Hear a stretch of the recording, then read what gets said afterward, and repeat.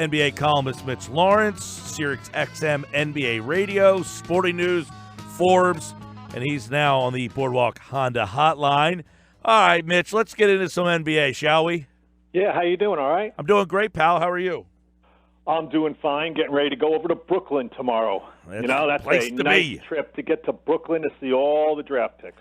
Well, I like your column about Trae Young, Michael Porter. They seem to be two guys we've been pontificating on a bunch throughout this process here. Nobody in the room likes Young. Where do you fall on him? Boy, I'll tell you what. I'm kind of split on Young. I mean, he's not going to be Steph Curry, but can he play in the league?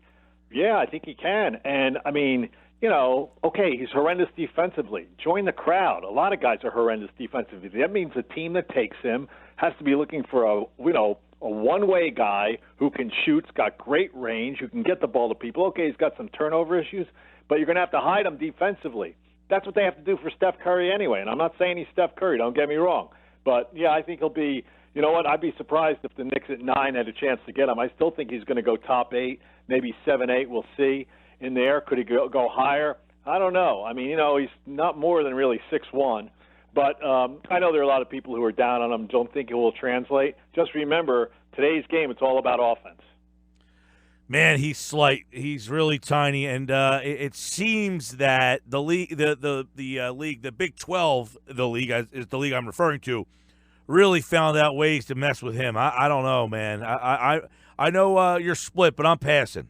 Well, when you say he's slight, and I know he is, I remember the first time Kemba Walker's from the Bronx, right? He played at Connecticut. He won a national title there, and I never saw him in person. Then I go to watch him play for Charlotte the first year he's in the league. He walked by me, came around a corner, walked by me. I said, is he even 5'10"? Huh. And he's listed as 6 feet. I mean, there are a lot of guys who are tiny in the league, and it helps. I'm telling you, it helps now where you can't touch these guys on the perimeter, right? And this kid's got tremendous range. He's a big-time offensive player. I'm not saying he's going to be a star, but okay. I don't think he's going to be a bust. Porter, all over that. I was a huge fan, and then I've backed off on him. Well, the back thing is the big problem. Back thing, and then he had a hip thing last week. I mean, you talk to anybody, any executive, when a guy who's his age is 6'10", 6'11", has already got a back problem where he's had major surgery. Wow. I mean, you really want to roll the dice on him? I know people are talking about Sacramento, too. I mean, Sacramento cannot afford to miss on this pick. This is the pick that they got basically for being bad enough after they gave up on DeMarcus Cousins. If they get Michael Porter Jr. and he has back problems, I mean, you know what? That's going to cost Vlade Divac his job. So, you know what? I think here's a guy who could also go in that 6, 7, 8 range. Now, look, we all know when he came out of high school, he had more skill than just about anybody. Yeah. But now there's this whole injury thing, this whole medical issue. I don't know. You got to be really careful with a guy like that. Well, it's interesting because he played 53 minutes. He played 3 games, 2 minutes in one game, and then he played, like 17 minutes a game in the final two. But wasn't Kyrie hurt for most of his season at Duke? Yeah, but I think he had a foot. He didn't have a back. Okay. I think that's the difference. If memory serves, yep. I think Kyrie had a foot issue, which you're going to recover from that when you're 18, 19 years old. This back stuff, this could be ongoing throughout his career. So I think that's a different animal. Now, look, we all know the story of Joel Embiid, right? Yeah. He should have been the number 1 overall pick, but he went down to 3, I think. Why? Because would he come out with a back issue, right? Wasn't that his first problem? Then he had a knee, then he had a... So, I mean, look, it's just, I'm telling you, for a team like Sacramento, even a team like Atlanta, especially in a draft where people are talking about Ayton, Bagley, and Doncic being, future big-time players, I think Michael Porter has to, you got to take a pass on him and live with the results. I mean, if he turns out to be a stud, well, what are you going to do? What do you think about Ayton? Well, from what I've heard not about a fan him, here, not a fan. You're not a fan of him? Well, Why is that? I mean, not that I say the guy's going to be Michael Olowokandi. I just don't see in today's game. It's like I say with Okafor. Okafor had a tremendous skill set that no one values anymore. So in terms, he became a stiff. a guy who can score in the low block but plays no defense. In 1995, he's Karl Malone. Today, he stinks. Well, he's not even Karl Malone, but you're right. Yeah, I mean, the thing that people talk about Ayton, and I really, I saw him somewhat, and I think he's going to be very good. I mean, there's some people think he's going to be an absolute superstar before it's over. We'll see about that. But, some people say low basketball IQ, not a great feel for the game. Yep. I mean, look, who knows? But I think that Phoenix is doing the right thing, taking him number one overall. I don't think there's any doubt that they've got to do that. That's what everybody says. I mean, so it's not because he went to Arizona. It's because he's basically probably the best player and a lot of people think he has the best future. Mitch Lawrence, SiriusXM NBA Radio. He has a new piece up at Forbes about two of the polarizing players in this draft. One, Michael Porter Jr., the other one, Trae Young. There's other guys that I want to get into and some other NBA stuff. Luka Doncic is another guy that it seems that, I mean, if I feel like I'm telling you all guys I don't like. If I watch him on tape, I see a guy that I don't know how he gets by a defender in this league. Well, athletically, it's going to be different from him in the NBA because he's kind of slow of foot. But talking to people who have seen him play, and they think that, he's got a great basketball IQ. He plays the angles great. He's a tremendous passer. He's got a lot of gifts offensively. They're more concerned about defensively. And, when you play on the perimeter in this day and age, you have to be, a pretty good athlete, if not more. So could that slow him up? Yeah, but I'm telling you, people are still looking at him. He's got to go 3 to Atlanta. If Atlanta doesn't take him at 3, that's a big mistake. Me, I don't know. I mean, that's one of the great things about, especially a guy coming from overseas, but a lot of people I talked to said he's ready-made and he's going to come in and do all right. Yeah, I was thinking today, I laughed. I said, I hope this guy's not Todd Marinovich. This guy's been playing, this guy's been playing basketball at the professional level since he's like 13 years old. And, he was like born, he was born for this. And I'm like, is this guy Marinovich? He's going to come in the league and it's going to be a complete flame out. I don't think that's the case. I mean, he looks like, but I heard someone, I guess they were talking about it this morning here on the morning show, which was guy scores 8 points in a championship game. If he does that in the league, you're like, what the heck happened? Well, it's funny. I heard this comment from somebody that his stock has basically dropped over the last few weeks because he's still playing games. Everybody else is just working out. So that's kind of worked against him. Now, I didn't see this game you're talking about, so I have no idea. Last night he scored 8 points. Yeah, it was the ABC championship game or whatever it is. Yeah, right. Who knows? But all I can tell you is this. There are a lot of people who still think when push comes to shove, he's got to be a top 3 pick. And if Memphis gets him at 4 or Dallas gets him at 5, Orlando, these teams will be really hitting it big because he probably got, he should have gone drafted earlier. I know you mentioned the Knicks. I saw something today that says they really like Mikal Bridges. Now, every mock draft in the world has the Sixers taking Bridges because he went to Villanova. But does he get by New York, or does New York have their eye on somebody else? Well, the thing about New York is it depends, who are the 2 or 3 guys who are sitting there. It's going to be real interesting if Michael Porter, Jr. is there. They're going to have to take him, you would think. Although maybe they get scared off by the back. Or, if Trae Young is there, somehow he slides to New York, would they take him? I think they take both those guys. At least Trae Young, I think they take him over Bridges. But from what I heard in the last few weeks, they love Wendell Carter Jr., who I'm told will not be there, and they really like Mikal Bridges, who a lot of people think will be there, and he won't make it to Philadelphia at 10. So, I think if certain guys are off the board, and, the projections are that Bridges is the best guy there for the Knicks, and Trae Young's not there, and Wendell Carter Jr. is not there, they're going with Bridges. Mitch, what's happening with Memphis? I mean, you got Gasol and Conley there. If they got a player, is that a 3? I mean, Gasol and Conley, both salary cap issues with those contracts, but I don't know. Are they a player? Anybody want to trade for Parsons in 4? That's the thing. They want people. There are 3 players of note who people are making available. Kenneth Faried in Denver, Nick Batum in Charlotte with a gargantuan contract, and then Chandler Parsons, who's always hurt, and he's got 2 years left at about $50 million. So if you want that 4th pick, you got to be willing to take on Chandler Parsons. Now, I know the Clippers would love to move up to get Mo Bamba, with that fourth pick. The big Texas kid who's got the 7'10" wingspan, and he's been working out with this skills guy who is the same guy who's, helped Embiid. Now, I don't think the Clippers want to take on Chandler Parsons at 2 years at $50 million. I don't think many teams do in this day and age. You know what? That's a cap killer deal. So, and I don't know how that would exactly, it's a cap killer, and the Clippers probably still think they got a shot at Kawhi Leonard. Who knows? But, no, I think Memphis is trying. They might have to end up taking a kid like the Michigan State big, Jaren Jackson Jr., right? Mm-hmm. Somebody like that. But the problem there is, forget about the roster for a second. They've got an owner, Robert Parra Jr., who apparently showed up in the last couple of weeks. It's the first time he's been in Memphis in like a year. Huh. He's an absentee owner. The front office is always still trying to – they don't want to break this team up. They're always still trying to win with guys like Gasol and Conley, who are breaking down, who make a lot of money.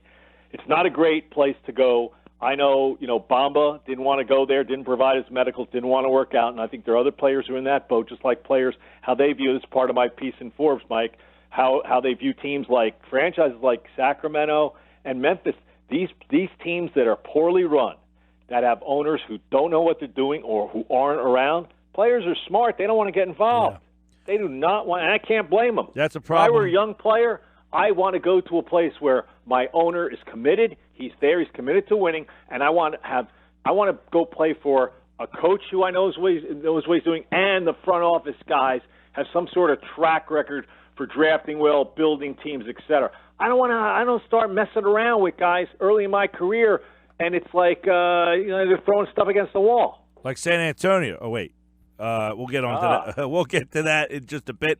Mitch Lawrence, SiriusXM NBA Radio, with us here on the Sports Basketball Walk on Hotline. Hornets, interesting. I read today that Kemba Walker's their sixth highest paid player. That's a problem. Well, they got rid of one of their problems, Dwight Howard, right? Which they had to do. Well, yeah, they got rid of Howard and took on Mozgov. Well, yeah, I know. Well, Mitch Kupchak is running the show there, and he had Mozgov. Oh, and he loves Mozgov. Dwight Howard. They must have a real nice relationship, those two. Yeah, I guess. The Hornets. This is a huge deal for the Hornets tomorrow because, they had a pick between Donovan Mitchell and Malik Monk last year, and they chose the wrong guy. Dear Lord, man, that cost Rich Cho his job as a GM. Steve Clifford got bounced as the coach. Michael Jordan cleaned house. So Mitch Kupchak, with that pick, he's really got to hit it now. They're talking to Cleveland about dealing Kemba Walker off. Maybe, and that would you start if you're going to deal Kemba Walker to Cleveland, you got to get the eighth pick at the least. That starts the deal. You'll get other stuff too, and then maybe they take a Trae Young. We'll see if he's still around. But yeah, this is a huge. This is the 30th. I know people in Philly don't care, but this is the 30th year anniversary for Charlotte. I think they have the All-Star game. Big year for Michael Jordan. So Mitch Kupchak, the pressure's on.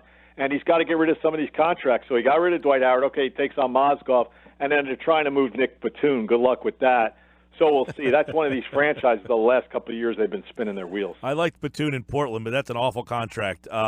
Yeah, way overpaid. You mentioned like Andrew Wiggins, but even worse. Yeah, what's happening with that Wiggins-Butler situation? Well, my understanding is that's even worse than Karl Anthony Towns, which is probably overblown.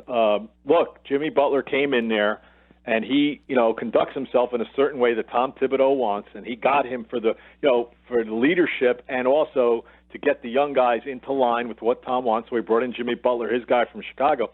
And Andrew Wiggins is a guy who's got a wealth of talent, but he's got limited drive. His motor has always been questioned. They overpaid him. The word I've been hearing is, they'll be open to moving him. And I think Toronto, because he's a kid from Canada, from Toronto, I guess. Wow. They would look to get him. There are teams, that would take Andrew Wiggins on from the standpoint of they think maybe maturity-wise, different coach, all of a sudden that it'll change. The drive will change, the inner drive. Who knows? But that might be a reach. But that might be something to keep an eye on because we know that Toronto is looking to make moves. And we'll see if they do make a move for a guy like Wiggins. But Wiggins is definitely worn out his welcome with a lot of people with the Timberwolves because he just doesn't, the effort isn't there like you think it would be because if he had huge type of effort, a big drive, he'd be a superstar. Kawhi Leonard obviously wants out. Will he be gone after the draft tomorrow night? Will he be someplace else? I don't think the Spurs are going to work that quickly. I think the Spurs, first of all, the Spurs, I don't think Greg Popovich had to go to a meeting to find out Kawhi doesn't want to be there. In terms of planning stuff out, I think the Spurs are, they're a great organization the way they're run. They haven't had a situation like this, but I think they're pretty well, they know the deal that if a guy doesn't want to be there, then they've got to start lining up their ducks in terms of, all right, what's the deal? What are we going to look for? And apparently, they sent out the word to people in the league. We're not going to tell you exactly what we're looking for, but you're invited to make a move, make an offer. Now, Kawhi Leonard, I don't think it'll be in the next few days. I'd be stunned unless they got themselves such a great deal. But I think people are going to, this thing is going to ride out a little bit, and we'll see who comes in, what kind of offers. I mean, Kawhi Leonard is telling people he only wants to go play for the Lakers. Why would you give up any assets for him? And if that's the case, why would the Spurs then make a deal? I think it's something's going to have to come to a head at some point, obviously. They're going to have to get rid of him. But, you're talking about in the next 48, 72 hours, I'd be surprised. If Kemba Walker got traded to the Cavs, is that enough for LeBron James to say that's enough? No. He's going to Lakers. I really think he is. LeBron, you're saying? Yeah. LeBron. Yeah. No, I've said that all along. I think he's got a footprint. You sound really confident with that one, too. I don't like it. I just don't see why he would stay in Cleveland. His business is done in Cleveland. He's gone about as far as he could with that team. He won him a title. He came back in historic fashion, coming back from 3-1 in that 2016 finals. That had never been done before in the finals.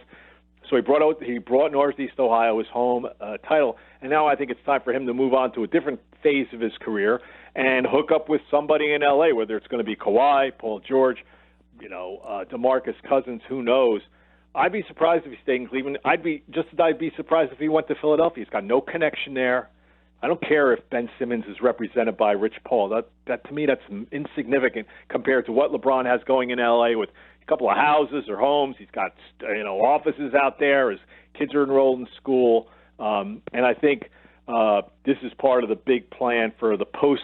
Not just he's still 33 at the top of his game, obviously, but also where he wants to be at the end of his career, Hollywood and all that stuff in terms of producing, whatever he's going to do. And I don't think, Chris Paul apparently is telling people that LeBron is headed there. He doesn't think he's got much of a shot. I mean, the only reason LeBron would go to Houston would be Chris Paul. That's his best buddy. But I don't think LeBron's interested in that. I think LeBron wants to go out and be a Laker. Do Spurs deal with the Lakers? I mean, do they say, yeah, we'll give you Kawhi Leonard. You can make this super team happen? Well, you know what? They don't want to do that. They might have to do that in the end, do what's best for their franchise. But at the outset, Greg Popovich doesn't want to help the Lakers out. He had a huge problem when they traded for, remember back in, when was it, 2008? They got Pau Gasol for what looked like peanuts, and he went crazy about that. And no, if you're in the Western Conference and they've been one of your big rivals historically, the last thing you want to do is help Magic Johnson out. So I think this is all going to take some time here. How long, I don't know. Could it go through the trade deadline with Kawhi being back? It's hard for me to see him come back to San Antonio to play it all. He's brought a lot of bad stuff on himself. Basically, he hasn't said anything. He hasn't stated his case. He doesn't like how the Spurs treated him. He still apparently is mad about Tony Parker. Good God, dude. I mean, the statute of limitations on that comment ran out months ago. And here's the other thing. Is he still not ready to play?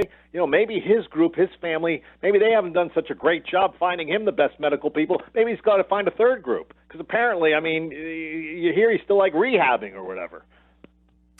Unbelievable. That story just blows my mind. I don't know how it got to this point. I almost feel like it's like the drunk uncle who came in and said, like, my brother's kid fell into my lap and I'm taking over. Like, I told him I would, you know what I mean?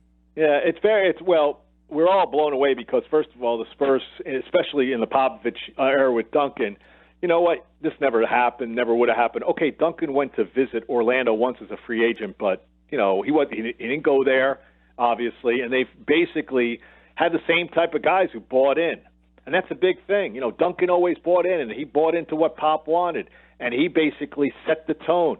And when Kawhi won the MVP of the finals back in, 2014, we all sat there down in San Antonio that night going, man, this is perfect for them because he's just going to carry the torch from Tim Duncan. Little did we know he's a different type of guy. He wants to play in a bigger market, and he felt here. And that's the bottom line. The reasoning about the mistreatment, the misdiagnosis, the comments, whatever. Okay, that's one thing. Sounds like the guy wants to go back home to the L.A. area. Man, I could sit and throw back a couple pops and talk NBA with you all day here.